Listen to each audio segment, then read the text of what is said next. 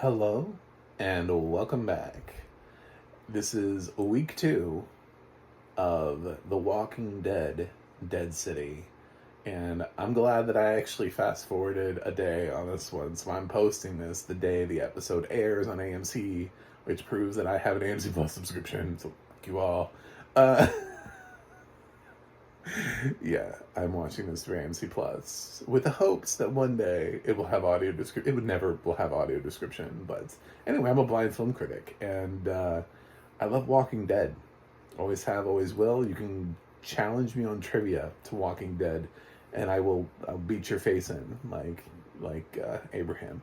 Anyway, with my trivia knowledge. Not with a bad, just with trivia knowledge. It's this weird thing. It sort of appears. It's just trivia knowledge. It's like just attacks you. I can't describe it. You'd have to be there. So, what do we got in The Walking Dead, Dead City? Well, I will say that episode 2 was, once again, it was a little hard to follow. However, I'm benefiting a lot from the fact that AMC Plus runs this with sort of like a I don't know, notes from the producer. I don't, let's talk about the show you just watched. Which is always sort of a weird thing for me. Like, I don't need that with other shows, but it is actually kind of helping with this one because every once in a while there's something that I missed or I didn't know, and I'm like, oh, is that what that was? But like within the context of the show, I thought it was something different. Sometimes it's because there's a lot of quiet moments in The Walking Dead, Dead City, and I don't know, when somebody's lurking in the shadows. I don't even know who's lurking in the shadows. I that's the problem with the show. Is it a walker? Is it a human? Is it Negan? I have no idea sometimes. And the show also was playing with time, which didn't help because I thought maybe it was playing with time with some other things. So we had a scene in this episode. I guess I should say spoilers, but I can't really spoil everything because I don't actually know everything. That I can't follow the show to 100%. So that's kind of the purpose of me talking about it, is hopefully somewhere along the way I can get this show some audio description. Maybe somebody will realize blind people watch The Walking Dead and we don't know what the fuck is going on. So in this episode, they did do a flashback between Maggie and Herschel. And I know this because it was Maggie and Herschel's been kidnapped. So it was obviously a flashback. Because the scene would have made any sense otherwise. And he's like all mopey. Because of course he's a mopey teen. Like we're in the zombie apocalypse, and she's fought like tooth and nail and done some terrible shit to keep him alive. And he's like, I don't want to do bow staff training. I just want to be here. Well, then she's like, well, what happens if somebody comes? You won't be able to defend yourself. And he's like, well, I guess I'll be dead then, won't I? I was like, oh my god. They turned Herschel's like full emo now. He's just... future version of Herschel is just so not like Glenn. I can see Glenn coming around the corner and being like, this is my fucking kid? This is my fucking kid. I didn't produce this. This kid doesn't even like me. He just leaves. No, I'm sorry. I did not hide under a dumpster so that I could produce you. This is not what I brought into the world. Yeah, so Herschel is so useful. It's just, I think he's drawing in the scene, because he like crumples something up and he's like, oh, I'm going to Sarah's. Or some random character we'll probably never meet. I think it was Sarah, something like that. Sandra, maybe. And he just like leaves. Just more characters we don't know. Maggie came in and name dropped somebody who was doing bow staff training, who I don't know who that was. So clearly she has not been living with like other Walking Dead characters. She didn't come in and be like, you missed your bow staff training with Aaron, like it was It was just like, you missed your bow staff training with this random dude. It'd be great if you could learn from him. We've known each other for about a month now, and I trust his bow staff training. It's just, anyway, it's weird because this is like, we know so little of future Herschel, and I already don't like him. I'm just like, of the kids that we've had, he reminds me of that annoying one from back in early Alexandria days that got everybody killed, basically. Got his whole family killed because he just like, he couldn't cope with things. He just couldn't figure it out. And thought that, Carl and Enid was some sort of, devastating thing, and he didn't like that Rick and his mom, and just very emo about everything. That kid was obnoxious too. Lizzie at least would have fucked some shit up. So I can't compare Herschel. Herschel's not Lizzie, because Lizzie would be turning people into walkers. Just no, that other kid what do he know how to do? Sneak out. So anyway, in Dead City, we learn about, supposedly according to the producer, we learned about these 3 worlds. I don't think we really learned that much about the first world, which we learned about in the first one when that lovely sheriff was talking about all of the wonderful things he wanted to do to Negan. He wants to hug him and give him kisses and cuddle. Basically, it was what he was saying when he said he just wants to hang him upside down and slowly slit him down the middle. I was like, oh my god, what the fucking world do we live in now, where this cop is supposed to be the good guy here, and this is how we punish people? Anyway, so I was like, Negan hasn't even done shit like that. Anyway, that's like some creative torturous shit. I feel like Alpha and Negan would both be like, oh, I never thought of that, but you're the good guy? We just kind of decapitate people or bash their head in and just kind of move on. But you want to hang somebody upside down and slowly cut them down the middle? All right, then. Maybe you're the big bad. So they run into the other group of survivors, led by Lin-Manuel Miranda. I don't know who I don't know who the actor was, but he sounded so. I was like, is that Lin-Manuel Miranda in this? The more he spoke, the more I realized it wasn't him. But at first, because they speak sometimes in like really brief sentences, or like, "Who are you? What are you doing?" That's just like. I was like, is it Lynn? Lynn, is that you? I didn't realize you were in this. But he seems to be the leader of this group of somewhat friendly people who have their own way of traveling through the city, and they're not part of the Croad. And by the way, we finally get some information about the Croad and where he comes from, how Negan met him. Negan talks about him like back in the day. He's like, he came to me totally broken. I took him in, kept him from painting the wall with brains. Basically kept him from killing himself, supposedly. But he didn't like he always thought he went too far. And Negan was always talking about how,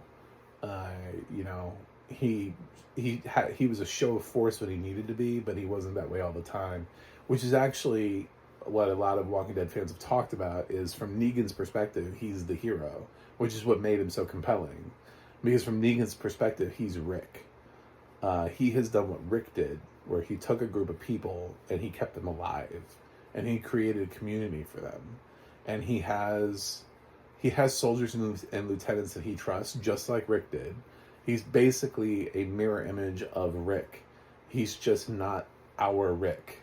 You know what I'm saying? But if the show had flipped around, if they did Walking Dead from Negan's perspective, and then suddenly we encountered Rick Grimes, I feel like that show would have had a similar vibe to it, that Rick Grimes was suddenly the villain. You know, they're like, oh, this guy just wiped out all my people, and Negan's like, what? Gotta prove, gonna make an example of him. I'm tired of these people. You know, it would have been kind of a different show. But we definitely would not have initially been introduced to Negan in the way that made us hate him so much. So there is something to be said for that. But he's like, yeah, the Croat was the worst of my lieutenants. And in this whole conversation, I kept thinking to myself, they keep calling him the Croat. Like, he doesn't have a name. And the funny thing is, Negan knew him from way back. Like, he said basically from the start, when he was starting the Saviors and starting to have like a following of people, the Croat came to him. Did he come to him and Negan was like, what's up? What's your name, dude? He's like, I am the Croat. And he's like, no, dude, really, what's your name? The Croat. No, what did it say on your birth certificate? The Croat. What the fuck is on your birth certificate? The Croat is on my birth certificate. First name the, last name Croat. It's like, if you're gonna have that much history with somebody, you don't know what their real name is. You obviously don't have any history with anybody. So Negan's trying to do this like way back in the day. It was just us, just the two of us. He rolled up and he was broken. He came into my arms. I gave him a hug and I said, sir, I got you. What's your name? The Croat. All right. You're fucking crazy. I'll take it. I'll take that name. And he just accepted, I guess. He doesn't know what this dude's name is. I have no idea, but it doesn't make any sense. It's sort of like if the apocalypse hits, I'm just gonna call myself the Raven. I'm just gonna be like, what's your name? The Raven. That's not a name. That's a bird. What's your name, sir? The Raven. That's what was your name before the apocalypse? The Raven. God damn it. Yes. So it turns out that the Croat means like brother in Serbian or something. I don't know. Croatian or... Anyway, so his name is Brother. if you want to translate his name, which is also stupid. So there are some things here that we have to... I know that they think that like it's great writing, and they're like, this is amazing. We're doing some amazing work here. And it's like, some of it... Negan is doing a lot of the heavy lifting here. Jeffrey Dean Morgan as Negan is endlessly entertaining. There's a part here about it raining, and then he's like, "We're gonna have a motherfucking hurricane." It's so funny. And he was doing something really terrible at the time, and I still laughed. And that's what Negan does. Is he has a way of being so incredibly sarcastic that he can do something really shitty. And at the same time, he can make it really hilarious just by how he does it. Knock, knock. Who's there? Butter. Butter who? Butter get an umbrella. 'Cause it's gonna rain. I was just like, oh my god, Negan. This is why I was looking forward to Dead City. This is really the only reason is, like, I don't even know when I grade this series at the end. It's always like, how much did Negan affect this show for me? Did he make it watchable? Yeah, he's really entertaining, and there's this dynamic between him and Maggie where Maggie still thinks like he did like the worst thing he can never come back from, and Negan's trying to say, I did those things to protect my people. I didn't do them all the time. And she sees him do something very similar, basically to protect them. And meanwhile, I think she's seen him long enough to know he doesn't do that all the time. He is the guy. He is kind of like the wrecking ball that if you need him, you call on him and he comes in and he wrecks stuff and then he walks away. I mean, Negan has made it this far. He's survived this far because of that. So he survived his death in the comics. So, Jeffrey Dean Morgan is an even better Negan than the Negan in the comics. So, yeah, it's I think in the comics, doesn't he go off to live by himself or something like that, and he dies, or there's like an old man Negan thing, or I don't know. It's very weird. I'm trying to remember what that was that happened with Negan in the comics. But this is getting interesting. I just wish it had audio description. Like, there was stuff I found out in the audio, in the talk back afterwards with the producer that I didn't know about, because I couldn't see it. Like, they travel from rooftop to rooftop using zip lines, so that way they don't have to deal with walkers at the bottom, which is cool. I think it's also probably terrifying. So between some of those New York City skyscrapers, but ziplining off the Empire State Building, I feel like, is a completely different experience than anything else. I don't think they're at the Empire State Building, but maybe one day. But I had no idea that was happening. Just like I had no idea that he ate a cockroach in the first episode until I watched this afterwards segment. I was like, oh, okay.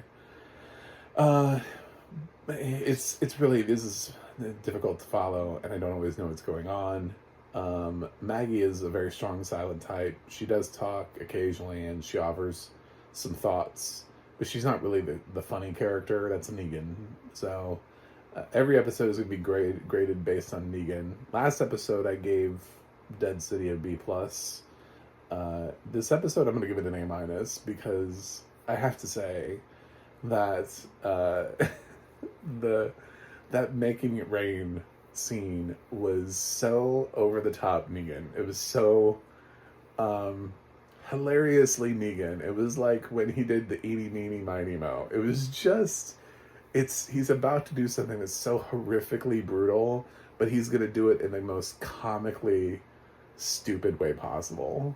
And I thought it was unintentionally hilarious, but also intentionally hilarious. I'm sure. Apparently, Jeffrey Dean Morgan riffs a lot on set. That's another thing I learned from the talk back. So who knows? Maybe he did that himself. Maybe he thought, I'm gonna do this. And they let him, because some of the stuff, and they keep a lot of the stuff he riffs. So that's being a great actor, is being so in character that you know what your character would say in that moment. Anyway, yeah, I like this episode a little bit better. I'm glad that we stopped talking about, I don't know, Cop Guy. Cop Guy seemed to disappear. I don't know what the fuck happened to him, but I had a hard time tracking him anyway. He just went another way. I don't know. So now we've got this new colony of people, and they were honest with them about the Croat, and we'll see what happens in episode 3. Are these people going to be useful to Negan and Maggie in helping them get back Herschel? Is Herschel even going to be useful in wanting to be taken back? Like, or is he just going to go, no, I don't want to leave. The Croat lets me draw. He likes my paintings. He thinks they're good. He appreciates me as an artist, Mom, and he doesn't need me to fight. He kidnapped me for my art. Anyway, thanks for watching, and thanks for subscribing. Please add audio description to this show. If anybody watching this ever has the ability to add audio description to the Walking Dead franchise, oh my god, please do it. I love this show, but it hurts. So, I will see you guys on the other side.